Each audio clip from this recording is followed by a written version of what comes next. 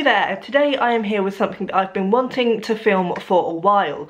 So both Jane Campbell and Mercedes from Mercy's Book is Musings did this, and I thought it was a really interesting look at how their reading tastes have changed over their time on Booktube, and also how books stick with us and how they sort of fade from our memories. So both of them have done a video where they look back at all their yearly wrap-ups and they look at their favourite books from those wrap-ups, and they go through the books that are still in their top sections or the ones that have kind of faded from their memory or aren't favourites anymore.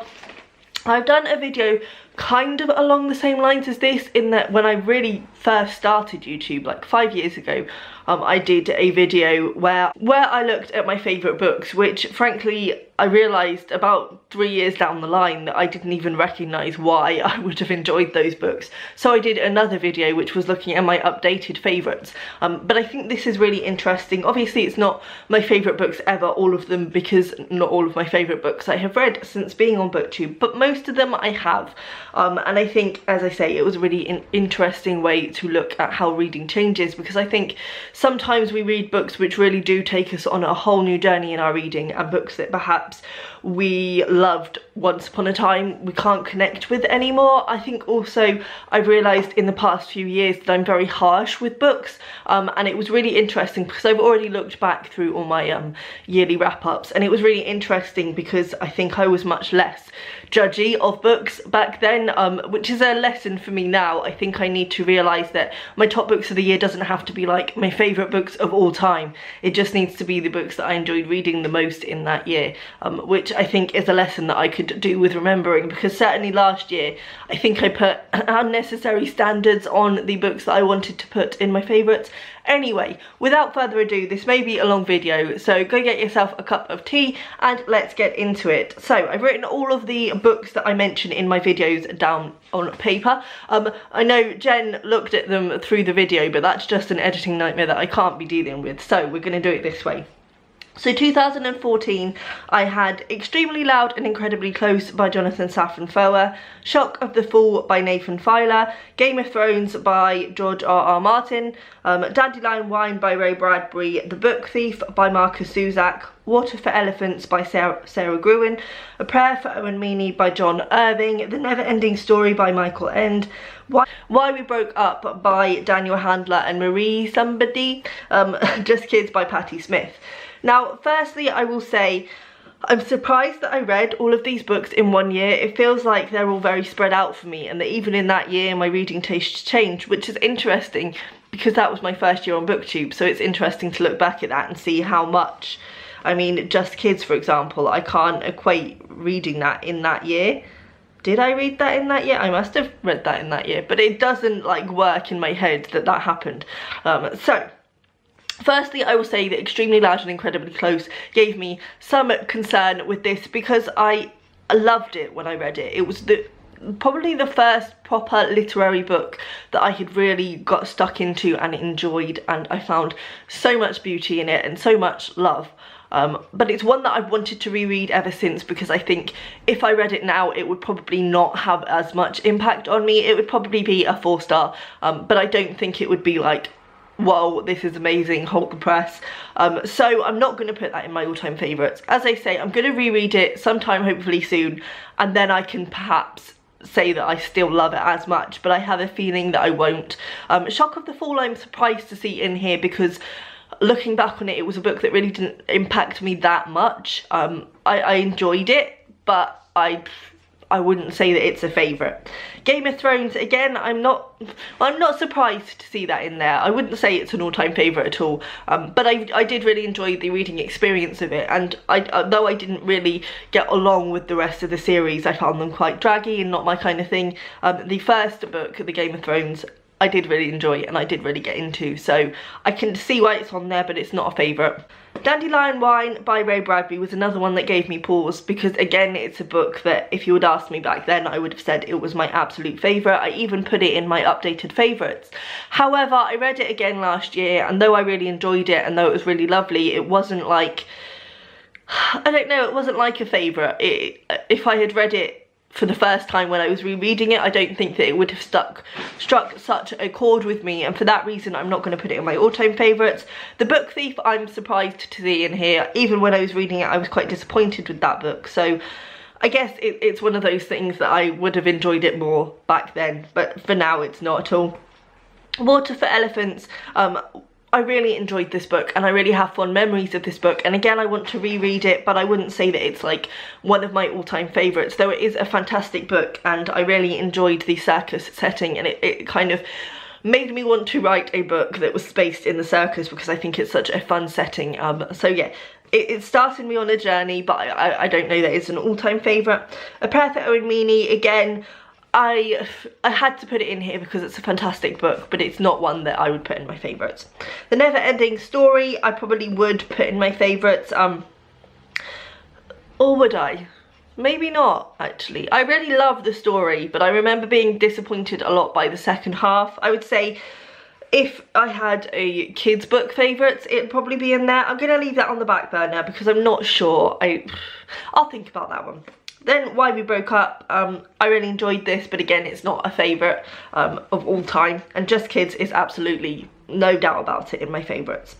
Then we've got 2015, which is probably the best reading year that I've ever had, and remains the best reading year that I've ever had, and just looking at the books that I read in that year, I'm just like, that was a bumper crop.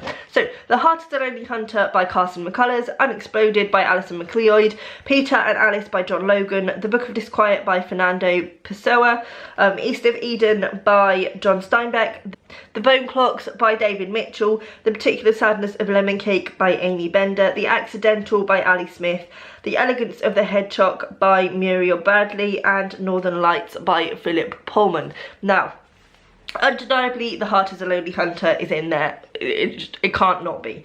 Unexploded, I really loved when I read it, and I think again I need to reread this one because it hasn't stuck with me and had the impact that it did when I first read it.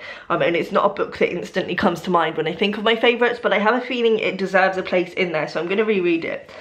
Peter and Alice absolutely is in there. The Book of Disquiet absolutely is in there.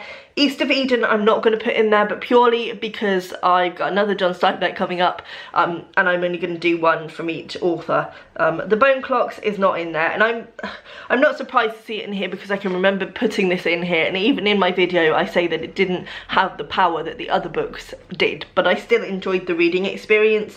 The Particular Sadness of Lemon Cake is in there, but it's teetering on an edge. It's kind of just in there, and I will say why later. The Accidental, I feel like I should put this in there, but also I've kind of gone right off Ali Smith as a writer, and I don't know whether that impacts my memory of The Accidental. I think it's one that I would have to reread to classify whether it deserves a place in my all-time favourites still, because the Ali Smiths that I've read since then have not been my favourites, honestly, so I don't know about that one. The Elegance of the Hedgehog is not in there. It's a good book and I would recommend it, but it's not one that I really grasp. Northern Lights, again, if I had a kid's favourites, it would absolutely be at the top of my all-time favourites. I don't know whether it deserves a place in there. Yeah, I don't think so. I'm going to put The Never-Ending Story and The Northern Lights in their own category and say they're my favourite kids books, but they're not my favourites of all time. Then we move on to 2016. We had Nobody Speaks of Remarkable Things by John McGregor, Grapes of Wrath by John Steinbeck, The Luminaries by Anna Catton, The Crimson Petal and the White by Michelle Faber, Gut Symmetries and the Passion by Jeanette Winterson, Rebecca by Daphne du Maurier, Vampires in the Lemon Grove by Karen Russell, A Girl is a Half-Formed Thing by Emma McBride, and Beloved by Toni Morrison. Now, Nobody Speaks of Remarkable Things is undeniably in there, just is. Grapes of Wrath is the John Steinbeck that I want in my favourites. The Luminaries I have some pause over because I thoroughly enjoyed reading it, but I think that was partly to do with the place that I was at in my life as well as the book, because I read that in the months after I had given up work and I was literally just writing all day and then reading that all evening, and it was a really comforting time in my life, and it was really, I felt really purposeful and happy, and I think that did mean that I loved that book more than I might have otherwise. I would say it's nearly in my favourites, but it's not quite. The Crimson Petal and the White, absolutely in there. Again, I'm only doing one from each author, so with the Jeanette Wintersons I'm going to have The Passion, which I will explain later. Rebecca is not in there, mainly again like the Ali Smith thing, because I have realised that Daphne du Maurier is not an author that I enjoy. I really liked Rebecca as a book, but I think generally the Daphne du Mauriers that I've read since then have kind of tarnished it a little bit for me, so yeah.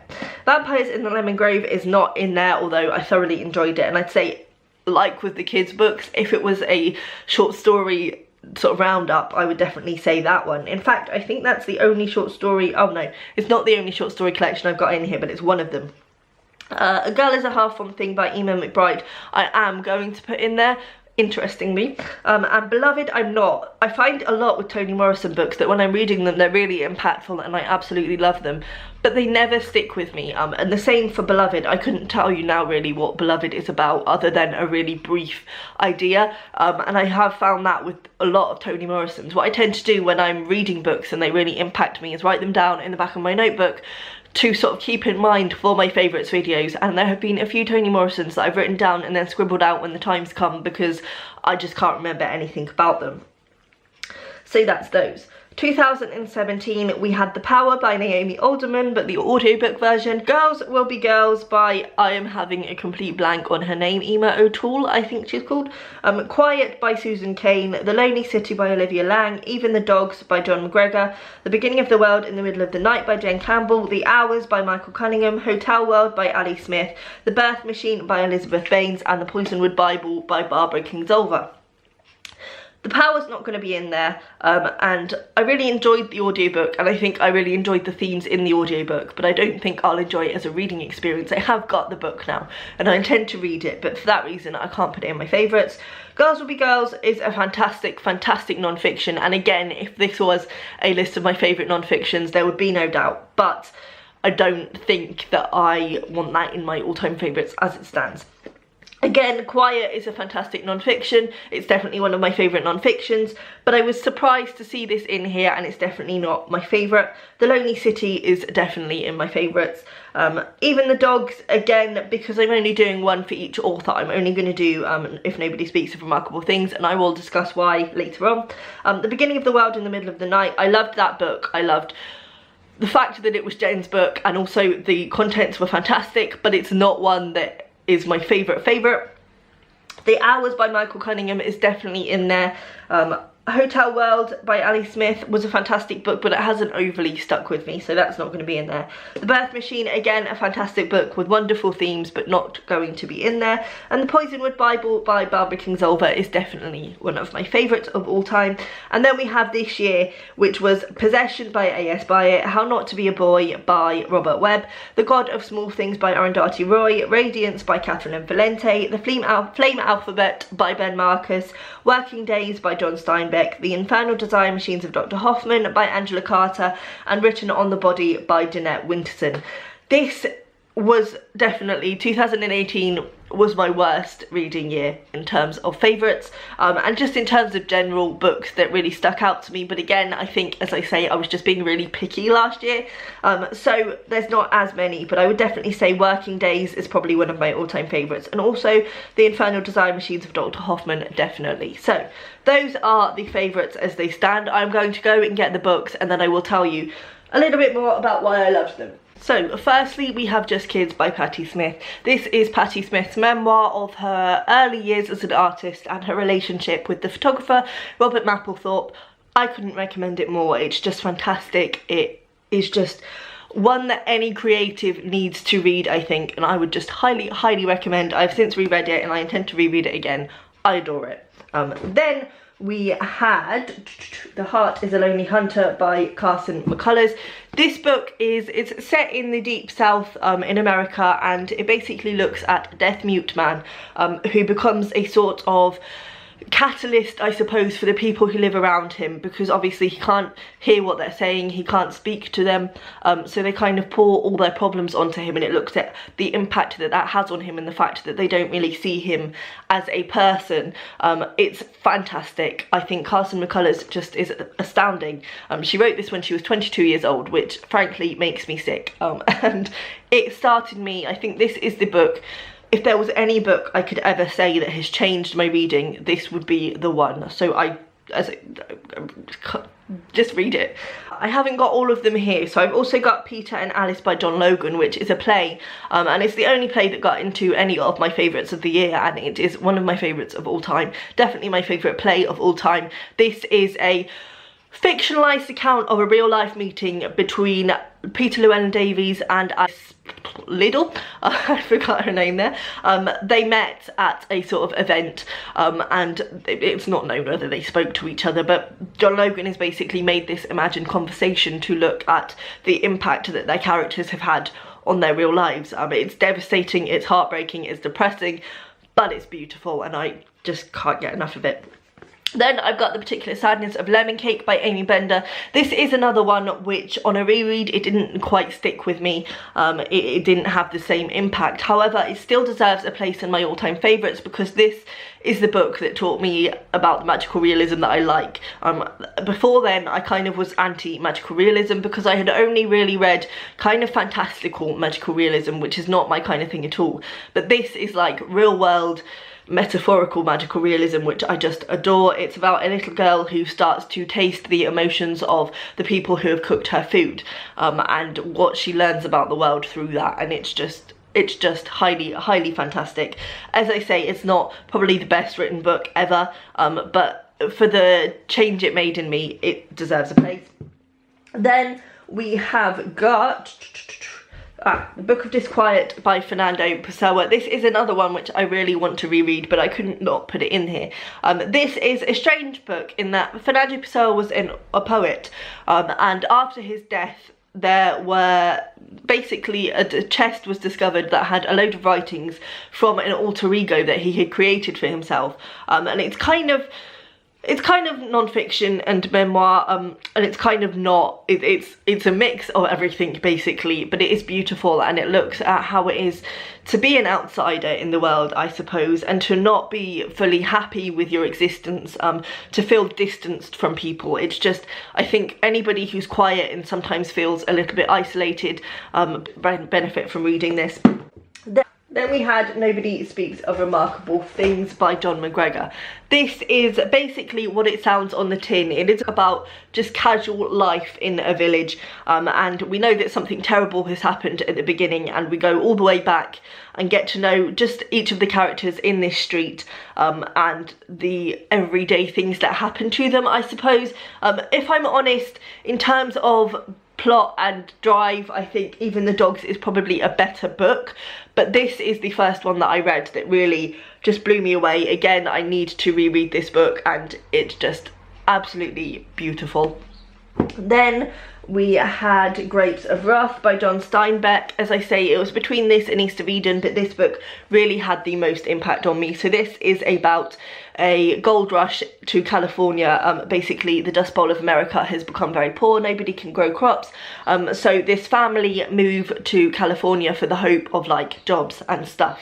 And they end up living in an immigration camp, and it basically looks at the fact that the dream kind of doesn't end up being what they hope it will be. Again, it's depressing. It's Steinbeck, of course, but that's what I love about it. And I think this is a book that really stands the test of time. And I read it when a lot of stuff was kicking off with Syrian refugees, and it just felt so relevant. It was insane. Then we have, I'm trying not to be too long about this, sorry, it is going to be a long video. Out of the Jeanette Wintersons, I picked plot-wise, this is not my favourite. The plot itself didn't really stick with me, but there are, like, if you want a testament to how good a writer Jeanette Winterson is, The Passion is the one for you. Then I have got A Girl is a Half-Formed Thing by Emma McBride. Interesting because I have just read The Lesser Bohemians and really not enjoyed it, which I will talk about more in my coming wrap-up. But The Girl is a Half-Formed Thing, A Girl is a Half-Formed Thing was the first Emma McBride I read, obviously, and I just adored it. I think the writing style was obviously really unique. She writes in a very poetic, stilted way, but it's beautiful. But I think this was the book that she was meant to write. I think this is a book that's close to her heart, and you can tell that, and it's natural, and the character is really well formed. So this is basically a book written about a girl whose brother has cancer when he's a child, and it looks at the protectiveness that this older sister feels towards him, but it also looks at what happens in her life, and the fact that while people are looking at her brother and giving him all the attention, she also has her fair share of struggles. It looks at abuse at a time when a girl is coming of age and starting to feel sexual feelings and feeling very confused about that. It's beautiful. I don't think it's for everyone, but I would recommend it. Then I had The Lonely City, which I don't have here. This is Olivia Lang's non-fiction look at loneliness, and she does that by looking at a lot of different artists across the times and how each of them expressed their loneliness in their art. It also looks at things like the AIDS epidemic and how that isolated people who were already isolated from society, and it looks at the impact that this kind of loneliness has on people, and it's just so good. It messed up my head a bit because I read it on a weekend where I didn't see anybody, and it really confused me and left me feeling really hollow, but it's fantastic. Even the Dogs, as I say, I'm not going to put that in there. The Hours by Michael Cunningham I am going to include. I loved this book. This is basically a unique take on Mrs. Dalloway by Virginia Woolf.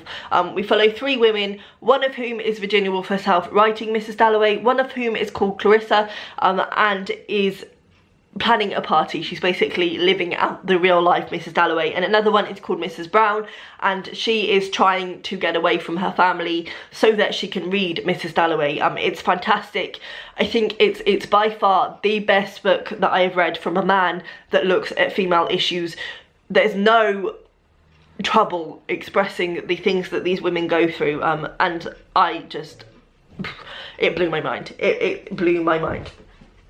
Then I had the Poisonwood Bible. I've just remembered I missed one out from last year, so we're going to go back to that after. But then I had the Poisonwood Bible by Barbara Kingsolver, which I don't have here, but I adored this book. This is a book which looks at a family who, the father of the family becomes a missionary, and he moves them all to the Congo, and it's at a time of political sort of strife, and basically they are told that they need to leave because things are going to get quite violent. Especially father is sort of blindly following his mission, and he doesn't listen to the warnings, and it looks at the impact that that has on his family. It's spectacularly written, and I still need to read something else from Barbara Kingsolver. Now, the book I forgot from 2016 was The Crimson Petal and the White by Michelle Faber. This is a book that I adore, and it's one that I would love to reread, but it's so thick I don't know if I'll ever get the chance. But this is a book which follows predominantly a prostitute called Sugar, and she gets involved with a married man who's quite well off, and he basically moves her into his house to become the nanny for his daughter, and it looks at basically the impact that his actions have on each of the women in his lives, including his wife, his daughter, and Sugar herself. It's fantastic. I adored it. I would recommend. Then we have Working Days by John Steinbeck. This is the journal that John Steinbeck wrote during his experience of writing The Grapes of Wrath, and it's just inspiring. I think you probably wouldn't enjoy it if you're not an author, but I thoroughly loved it, and I think it helps that I love The Grapes of Wrath so much as well. And then finally, we have The Infernal Desire Machines of Dr. Hoffman by Angela Carter. This was the first Angela Carter that I properly read other than The Bloody Chamber, and it absolutely blew me away. It is set in a world where basically a man called Dr. Hoffman has tried to create a machine which gets rid of the reality principle. He wants everything to just go mad, basically, and the government are trying to fight him to sort of keep his creations under wraps and keep control over the world and keep reality in check, and things don't quite work out, and it's basically about this war between him and the government, and we have a character who ends up going on a journey to basically find Dr. Hoffman and talk to him about what he is doing. But as Dr. Hoffman's machine takes control of the world, reality starts to distort, and the whole book ends up being very crazy but fantastic. So that is my all-time favourites since I have started Booktube. I'm quite happy with that, and as I say, there were some duplicates, certainly with John Steinbeck and John McGregor. I could have easily put 2 in there, and probably Jeanette Winterson as well, but I didn't want to do that. So please let me know down below if you've got any real favourites that stand out to you since your time on Booktube, and I will see you next time. Bye!